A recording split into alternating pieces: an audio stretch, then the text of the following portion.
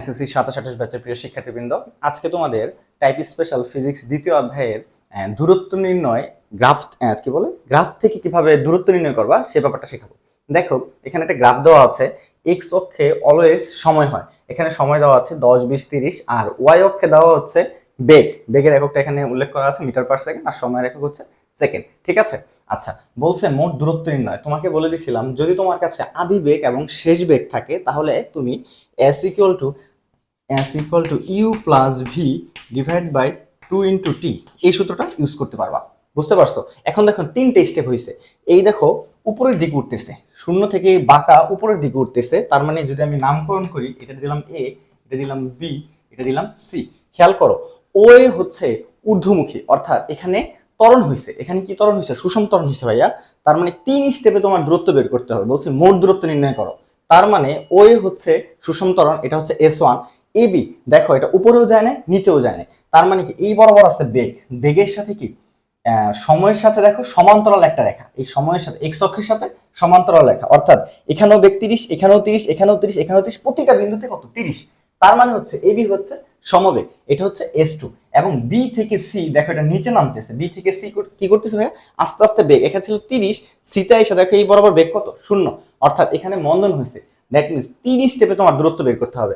Step number 1 S1, S2, S3, দেন তিনটা যোগ করবা, তাহলে তুমি কি মোট দূরত্ব পেয়ে যাবা। এখন খেয়াল করো, তুমি যখন ও এর দূরত্ব বের করতে যাবা, ও এ, এই ও এর জন্য S1 বের করতে যাবা, দেখো আদি বেগ জানো, এই বিন্দুতে শেষ বেগ হচ্ছে 30, 2 সময় কত? 0 থেকে 10, এই সূত্র দিয়ে করতে পারো। চাইলে তুমি এটার এ বের করে নিতে পারো, এ ইকুয়াল টু হচ্ছে v minus u divide by t. Then তুমি s equal to u t plus half a t square দিয়ে করতে পারো। সেক্ষেত্রে স্টেপ হবে দুইটা, আর আমি যত অল্প সময়ে অঙ্কটা করা যায় তাই আমি ওই স্টেপে না গিয়ে এই সূত্র দিয়ে করে ফেলবো। তাহলে যদি তুমি করো আদিবেগ কত? 0, শেষ বেগ 30 ডিভাইড বাই 2, সময় কত? দেখো 0 থেকে এই বরাবর কত সেকেন্ড দেখো তো ভাই? 10 সেকেন্ড ইন্টু 10, তাহলে কত হয়? 2 দিয়ে 30কে ভাগ করলে কত হয়? 15, 15 ইন্টু 10 150 মিটার। বুঝতে পারছো? এটা হচ্ছে S1। এখন এবি এর জন্য ঘটনা কি ঘটবে দেখো তো ভাই? এবি এর জন্য S2 ইকুয়াল টু কি? এটা সমবেগ না? সমবেগের স্পেশাল সূত্র কি? S2 ইকুয়াল টু হচ্ছে S ইকুয়াল টু মেইন সূত্র হচ্ছে VT, S2 দিয়ে প্রকাশ করছে এটাকে, যেহেতু এটা S1। ঠিক আছে, VT, ভি কত ভাইয়া? 30, টি কত হবে খেয়াল করো, এইখান থেকে এই পর্যন্ত কি সমবেগ না ভাইয়া? তাহলে 10 থেকে 20 সেকেন্ড, তার মানে 20 থেকে তুমি 10 বাদ দাও, তার মানে 10 সেকেন্ড সমবেগে চলছে, তার মানে হচ্ছে 10। তাহলে কত হবে? 300। এটা হচ্ছে S2।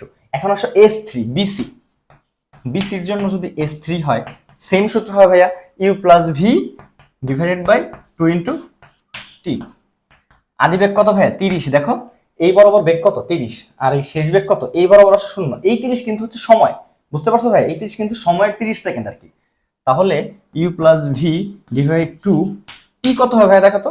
20 থেকে 30, এই সময়টুকু কি চলছে? মন্দনে চলছে, তার মানে বেগ আস্তে আস্তে কমতেছে। তাহলে 20 থেকে 30 কত সেকেন্ড হয়? 30 থেকে 20 বাদ দাও, তাহলে হবে 10। তাহলে এখানেও কত হবে মানটা ভাই? 150। বুঝতে পারছো? তাহলে দেখো S1, S2 আর S3 তিনটা যদি যোগ করে দাও তাহলে মোট দূরত্ব পেয়ে যাবা। তাহলে 150 মানে 150, 300 আর হচ্ছে 150, টোটাল ডিস্টেন্সটা কত হবে? 600 মিটার। বুঝতে পারছো? জাস্ট লিখবো অতএব মোট দূরত্ব S1 plus S2 plus S3। Clear? আশা করি তোমাদের যদি গ্রাফ থেকে দূরত্ব নির্ণয় করতে বলে তোমরা খুব সহজে করতে পারবে। দেখা হবে নেক্সট কোনো ভিডিওতে। আসসালামু আলাইকুম।